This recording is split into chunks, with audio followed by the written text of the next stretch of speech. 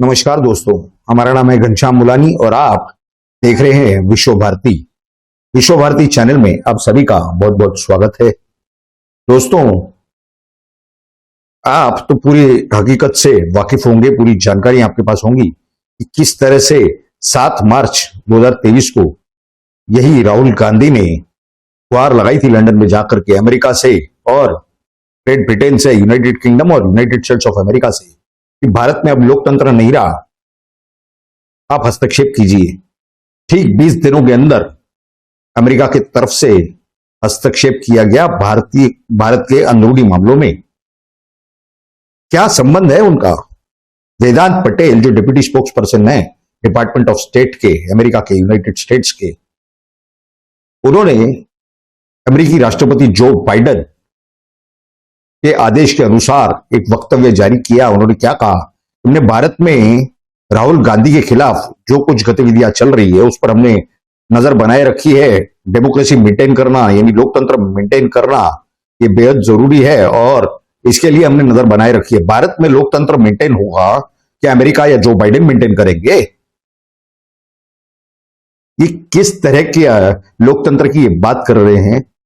भारत अपने आप में एक सोवरेन स्टेट है, यानी भारत को अपनी भूमि के अंदर किसी और के हस्तक्षेप की बिल्कुल आवश्यकता नहीं है, बिल्कुल गुंजाइश नहीं है और ना ही भारत का संविधान उन्हें यह परमिट करता है, यानी अमेरिका को या किसी और देश को। तो ऐसे पूरे परिस्थिति के अंदर आप समझ सकते हैं कि क्या चल रहा है। और उसके कुछ ही घंटों बाद, यानी अभी से कुछ घंटे पहले, अमेरिका का संसद, यानी अमेरिका के जो सांसद हैं वो किस तरह भ्रष्टाचार में लिप्त हैं, इस पर एक वीडियो आया था। वहीं के एक टीवी चैनल के सीईओ का वक्तव्य था। वो बता रहे थे कि किस तरह वहां के जो एक सांसद हैं उन्होंने ये पूरी जानकारी दी कि किस तरह से भ्रष्टाचार फैला हुआ है, यानी जो बाइडेन की सरकार है वही भ्रष्ट है। और ये सारी जानकारियां हमने हमारे पिछले 2 वीडियो में कवर की है। आप हमारे होम पेज पर वो आपको वीडियोस मिल जाएंगे, उसमें पूरी वीडियोस आपको देखने मिलेंगे, वीडियो क्लिप्स वगैरह।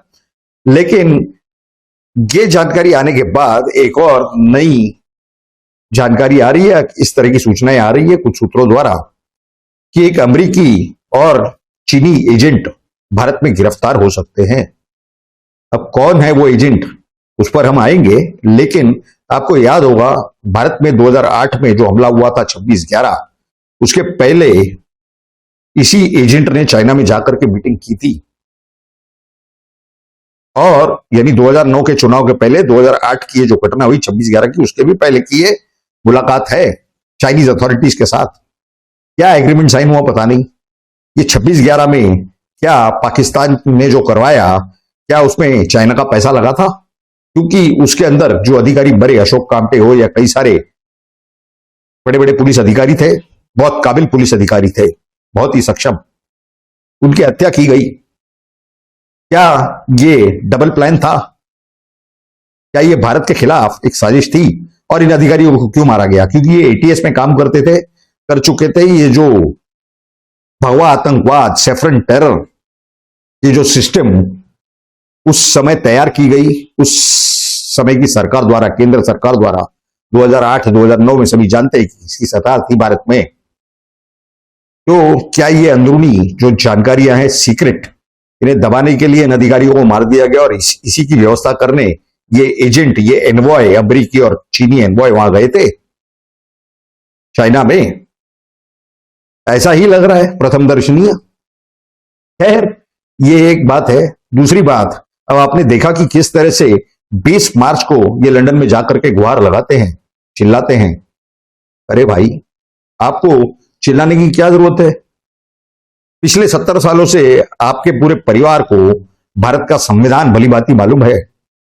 यानी जब जब आप सत्ता में नहीं रहोगे तो आप इस तरह से विदेशी ताकतों के पास जाकर के गुहार लगाओगे। इसके पहले भी, कुछ साल पहले, इन्होंने अपने पार्टी के नेताओं को पाकिस्तान भेजा था। क्या करने के लिए? भारत में हस्तक्षेप कीजिए, मोदी को हटाइए। क्यों? तुम्हारे बाप की जागीर है मोदी। भारत तुम्हारे बाप की जागीर है, जिसे तुम चाहोगे वही वहां काम करेगा। जिस तरह से तुम बता रहे थे कि भारत में लोकतंत्र नहीं रहा, किस तरह के लोकतंत्र और किस तरह की आजादी की आप बात कर रहे थे भाई? अतीक अहमद वाली? इतनी ज्यादा आजादी कि आपकी सरकारें उनके खिलाफ कार्रवाई नहीं करती, लोग उनके खिलाफ शिकायत करने को डरते थे।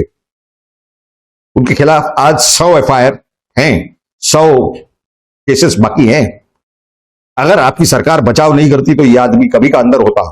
उसे उम्र कैद अब लगी है सम्माननीय योगी जी की सत्ता होते हुए, यानी कोर्ट में जो पैरवी की गई, कोर्ट में जो दलीलें दी गई उत्तर प्रदेश की सरकार द्वारा, वो सारे जो कवायद है, वो जो कोशिशें हैं, उस सब का श्रेय जो है उत्तर प्रदेश के भारतीय जनता पार्टी के सर्वोच्च नेता, उत्तर प्रदेश के सम्माननीय मुख्यमंत्री सम्माननीय योगी आदित्यनाथ जी को जाता है। और जिस तरह से ये सब गतिविधियां चल रही है, उसे स्पष्ट रूप से दिखाई दे रहा है कि ये जब जब भारत में रहे हैं सिर्फ घोटाले ही घोटाले हुए। विदेशियों यानी विदेशी ताकतों के, विदेशी सरकारों के एजेंट के जैसे इन्होंने काम किया है। इन्होंने, इनके पार्टी ने, इनके परिवार ने, यूनियन कार्बाइड, कितने सारे लोग मर गए वहां पर, गैस ट्रेजेडी पता कीजिए, बोफर्स घोटाला उस समय का क्या नहीं हुआ। अगर आप देखोगे तो पिछले 23-24 साल में कॉमनवेल्थ गेम्स में भी स्कैम, CWG स्कैम, यानी हर जगह हर तरफ घोटाला ही घोटाला। ये पैसे सारे विदेशी ताकतों के लिए और खुद के लिए जमा करते थे।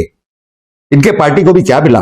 कुछ नहीं, वो तो रास्ते के ही होके रह गए। तो ऐसे पूरे हालात के अंदर ये जो कुछ चल रहा है, इसे स्पष्ट रूप से दिखाई तो ये दे रहा है कि ये भारत के खिलाफ विदेशी ताकतों के यहां एनवॉय है, एजेंट हैं।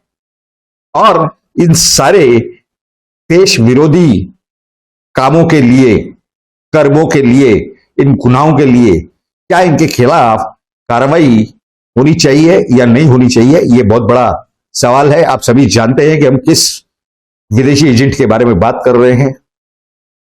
Yes, the American envoy and the Chinese envoy.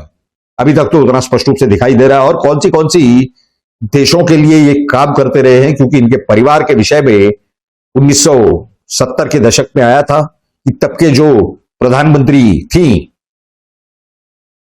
उन्हें CIA के पेरोल पे रखा गया था, उन्हें KGB से फंड्स भी आए थे। यानी इस तरह का ये परिवार है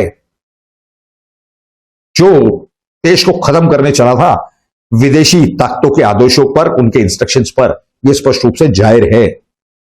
तो अब क्या भारत की जनता इस विषय में कॉग्निजेंस लेके, दखल लेके, इनके खिलाफ आने वाले सभी चुनाव में इन्हें धक्का दे करके देश के बाहर खदेड़ती है या नहीं, या फिर इन्हें और इनके पार्टी को देश में अभी भी जगह बाकी है?